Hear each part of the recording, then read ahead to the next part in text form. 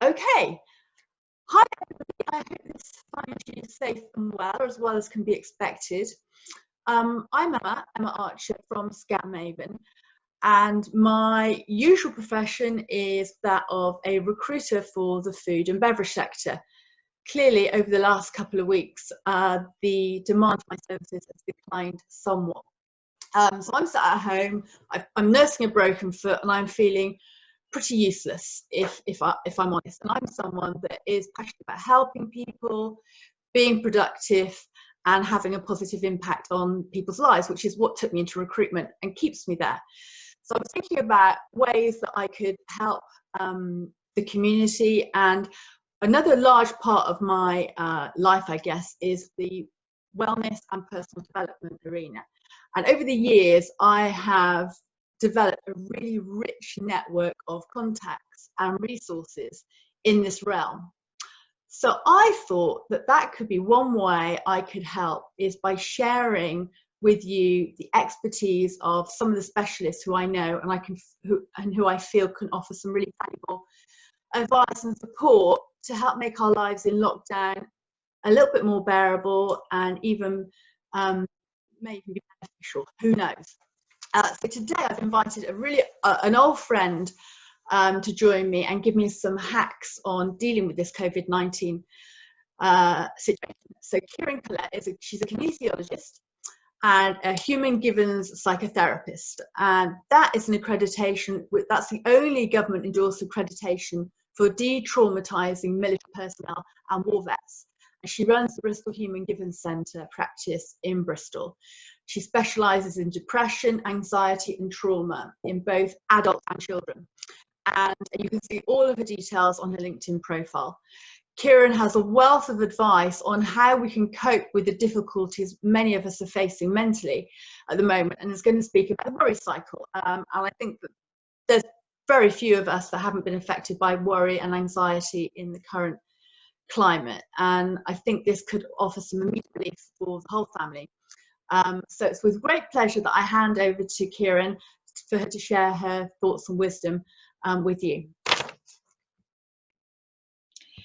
Thank you, Emma. Hello, welcome everybody. I hope that the next few minutes provide some really valuable advice for you. In the climate that we find ourselves, it's very, very new to everybody, and we're all trying to navigate this new arena. So what I really wanted to touch upon today is the worry cycle, because like Emma said, I don't think we actually know of anyone who's not worried at the moment. And sometimes when you're educated about what's actually going on for you and it's normalized, sometimes that can have a calming effect in itself.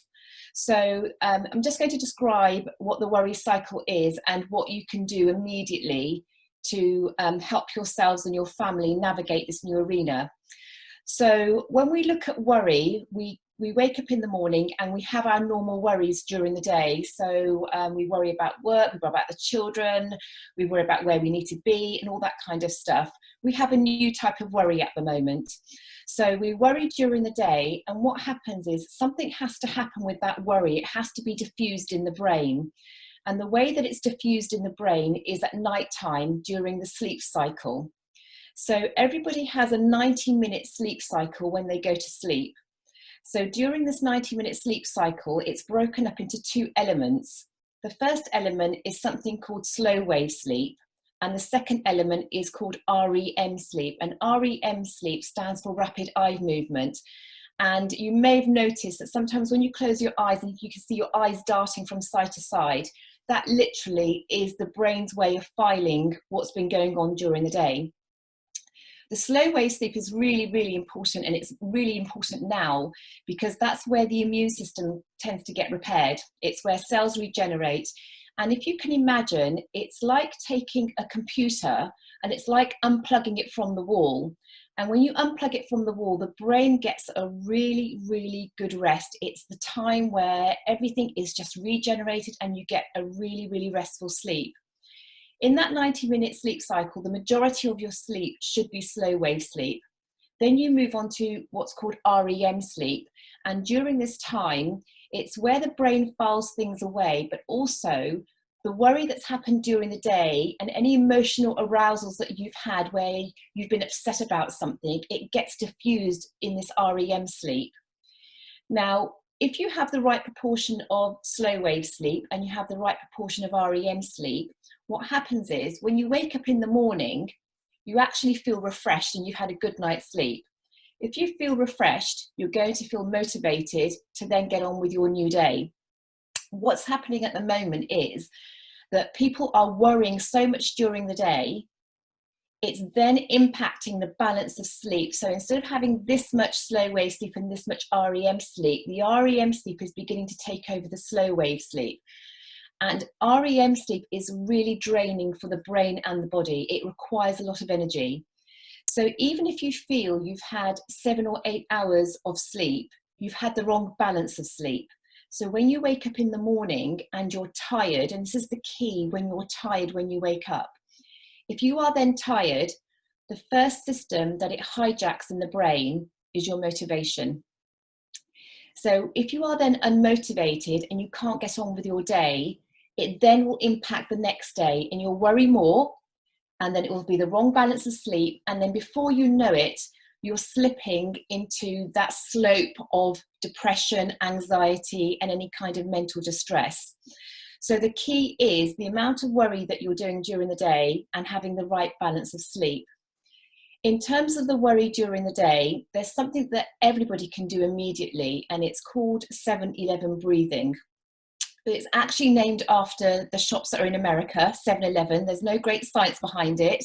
They open at 7 in the morning and they close at 11 at night. So the idea is that you breathe in for a count of 7 and you breathe out for a count of 11. So we're not taking seconds, we're actually counting, and I will do a demonstration of how that works. The principle behind 7-Eleven breathing is that it actually triggers the parasympathetic nervous system. So it triggers the relaxation response in the body. Now, we've heard time and time again that actually breathing is good for us. You actually have to do it for it to work. So this 7-Eleven breathing, if you do it in the morning and you do it around lunchtime and you do it in the evening, it is going to relax you. It's going to calm your nervous system down. So that worry cycle that you start to get into and your thoughts start getting carried away with yourselves, it will start to cut into that. So you'll start to worry less. So it's really important to do that 7-Eleven breathing a couple of times during the day. Now, how to do it effectively. So this is the key. Most of us tend to breathe in a very shallow way. So we can see our chest going up and down, and that is breathing in a very shallow way. We need to be able to get the breath right down into the tummy, into tummy breaths. So the key is if you put your 2 middle fingers together and you put them underneath your belly button. So just find where your belly button is and just put them underneath your belly button. So if you're taking a breath in, what happens is your tummy should expand. If your tummy expands, your 2 middle fingers should start to separate like that. And then when you're breathing out and you're releasing the air from your body, the 2 middle fingers should come back together like that. So the idea is that you breathe in for 7. So it's 1, 2, 3, 4, 5, 6, 7. And then out 2, 3, 4, 5, 6, 7, 8, 9, 10, 11.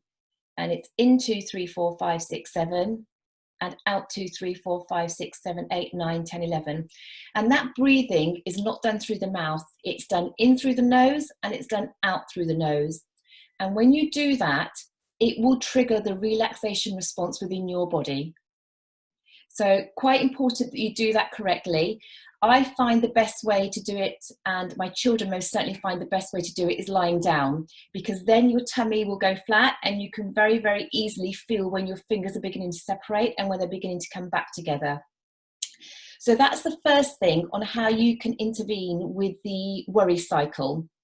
The second part of intervening with the worry cycle is actually sleep hygiene, is getting that right balance of sleep. Now, we are at home, and what's happening is our routine has gone out the window. We are getting up later because we think we can have those wonderful lie-ins, and we're going to bed later. And what that does, it sets our routine off, and our sleep then gets disturbed. So the key for sleep hygiene is to go to bed at the same time and also to wake up at the same time. There are loads of other steps in between, and Emma, I don't know whether you want me to go through those steps now.